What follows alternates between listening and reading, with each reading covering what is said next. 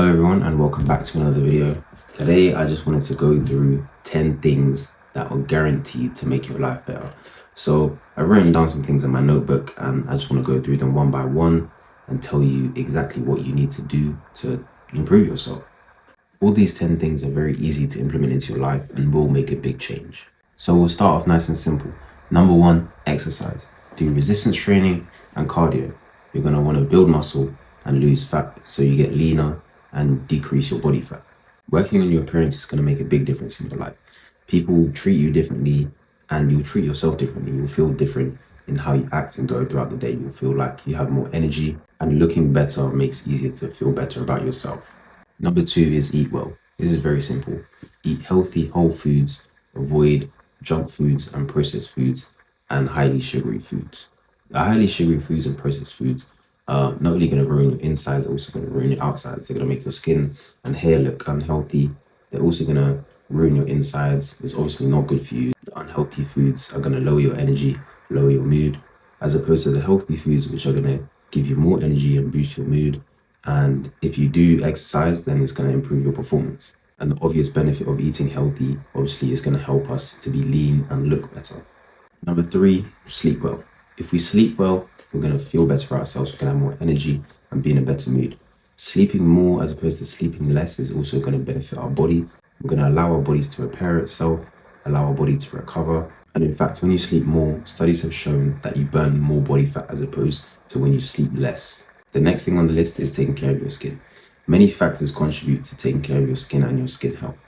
Like I previously mentioned, eating well and sleeping well. Those things are going to contribute to your skin health, but also doing things like a skincare routine, cleansing your skin, exfoliating your skin, wearing sun cream, wearing moisturizer. Those are the simple basic things you need to do to actually have good skin. And having good skin is going to, again, change how people treat you and how you perceive yourself as well. Then staying in the realm of physical appearance, we're also going to get a haircut that suits us. More so than getting a haircut that suits us, we need to ensure that our hair is healthy and looks well groomed. When we have healthy, well groomed hair, we look and present very well to others. So again, this is going to affect how others perceive us and how we perceive ourselves. When we perceive ourselves well, we're going to move throughout the world in a better way. Only you know the haircuts that are going to suit you. Not everyone can suit a buzz cut, not everyone can suit really long hair, not everyone suits beards, not everyone suits clean shaven. Obviously, knowing things like if you have a high percentage of body fat, then a beard is going to help. And if you have a lower percentage of body fat, then you can have less of a beard because it will show your jawline. Then moving away from the physical, the next point that I have is reducing your social media use, or if necessary, completely delete it.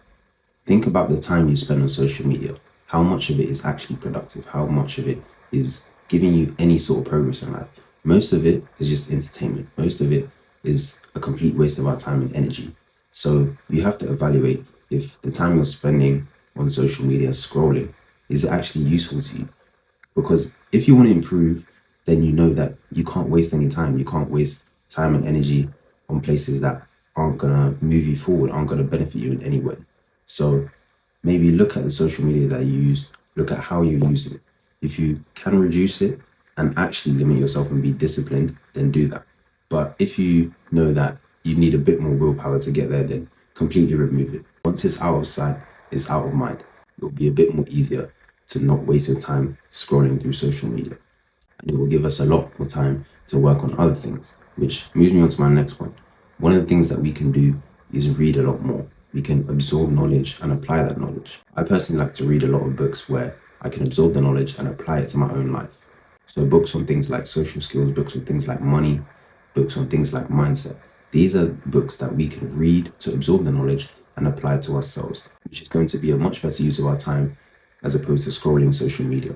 The next thing we can do is meditate to improve our focus. Like I mentioned before, we spend a lot of our time scrolling through social media, and a lot of that is mindless. We're not actually thinking about what we're doing. We're just trying to get another hit of dopamine, trying to constantly stimulate our mind. But by meditating, we learn how to calm our mind. We learn how to be with stillness. We learn how to be in peace. So as you meditate more and more, you're actually improving your focus. You're improving your ability to not be constantly stimulated, not be overstimulated. So if you've never meditated before, you can start off just by sitting down and closing your eyes for 1 minute, not listening to any music, just letting your thoughts pass by without interacting with them too much. And you can start small with just a minute and you can gradually build up over time and do more and more. And that's going to improve your focus more and more. The next thing we can do is journal. We can journal to collect our thoughts. A lot of the time we go through our day and we've got so many things on our mind, and sometimes it can make us anxious. So it's a good idea to journal and put our thoughts down on paper so they're concrete in front of you and it's not constantly going through your mind. And it actually frees up space to think about other things that are more important. Journaling allows you to go through your thoughts and feelings, which increases your self-awareness because you've actually gone through the process of why you're feeling a certain way or how a certain thing has caused you to feel a certain way and how you can deal with it and what the solution is. And this moves me on to my next point because we can also journal to plan. Planning our long-term goals is very important. If we have a destination without a plan, then we just freestyle it. We're just winging it. And we can still end up at that destination, but it's likely to take a lot longer to get there as opposed to if we have a map, if we have a blueprint, if we have an idea of how we can get to the destination step by step, then we can slowly execute on what we need to do and reach the destination a lot quicker. When you have your long-term goals set out in front of you, clear, then it allows your brain to work through ideas that will allow you to reach those goals, as opposed to just making up on the fly and hoping something comes to you. We will make a lot more progress in our lives if we have clear-cut steps that we need to execute before we can get to the next level. Then the last thing that we can do to improve our lives is to stop beating our meat. This is something I'll say over and over again. Beating your meat is a waste of time and energy. I'm going to explain to you very clearly that there's energy within us and constantly expelling that is a waste. We can put that energy to use. Energy cannot be created nor destroyed, only transferred. So the energy we have inside of us, we can harness it and put it into other areas of our life that are productive and will help us make progress.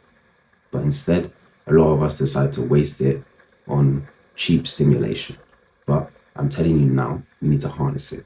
So stop beating your meat and your life will get better. Simple. So these are all the things that you can do to improve your life. These are things you can do daily and gradually progress in, and you'll see yourself flourish. You'll see yourself become the person that you know you can be. And all these things are easy. All these things are very simple. It's just about removing the bad habits and bringing good habits in. And slowly, you'll see yourself reach your potential. I'll see you guys in the next one. Peace.